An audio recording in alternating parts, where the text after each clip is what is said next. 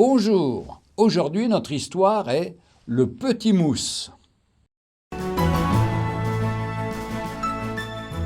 La tempête fait rage, la pluie et les vagues balayent le pont, les éclairs illuminent le ciel, le bateau est secoué comme une noix au milieu des immenses vagues. Le clairon sonne. Tout le monde sur le pont!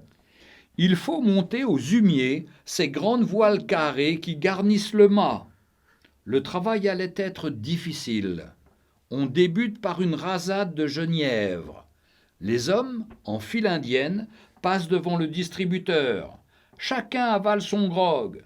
Quand vint son tour, Jack, le petit mousse de 12 ans, hésite, recule, puis murmure. « Excusez-moi, je ne préfère ne pas boire. » Qu'est-ce que tu dis? Gamin de malheur! Dit le matelot en avalant sa lampée. On ne pense plus aux petits. L'océan est en colère. Il faut lutter.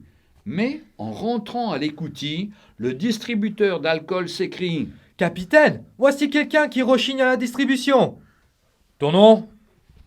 Demande le capitaine. Il faut que tu apprennes à boire de l'eau de vie si tu veux être un marin. Pardon, capitaine, je préfère ne pas boire. Le capitaine n'est pas homme à entendre discuter ses ordres. Qu'on le fouette! Hurla-t-il.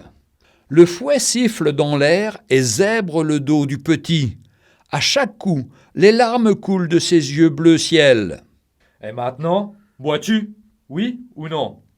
S'il vous plaît, je préfère ne pas boire. Ha! Tête de mulet! Grogne le capitaine. Monte au mât, tu y passeras la nuit.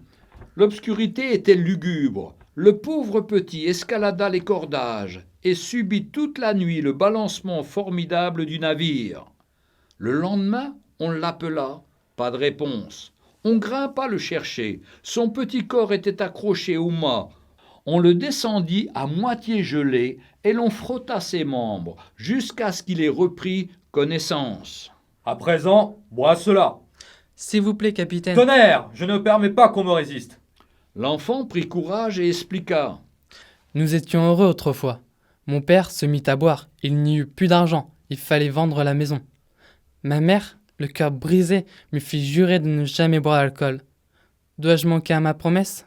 Non, non, petit. Fit le capitaine, visiblement ému. Il prit l'enfant dans ses bras et s'adressant au matelot leur dit. Marsouin, tâchez de soigner ce gosse-là. C'est un homme, ça. Regardons ce que la parole de Dieu nous dit concernant le vin. Nous trouvons ça dans le Proverbe 23 au verset 31 à 35. Ne regarde pas le vin qui paraît d'un beau rouge, qui fait des perles dans la coupe et qui coule aisément. Il finit par mordre comme un serpent et par piquer comme un basilic. Tes yeux se porteront sur des étrangères et ton cœur parlera d'une manière perverse. Tu seras comme un homme couché au milieu de la mer, comme un homme couché sur le sommet d'un mât. On m'a frappé, je n'ai point de mal, on m'a battu, je ne sens rien. Quand me réveillerai-je? J'en veux encore.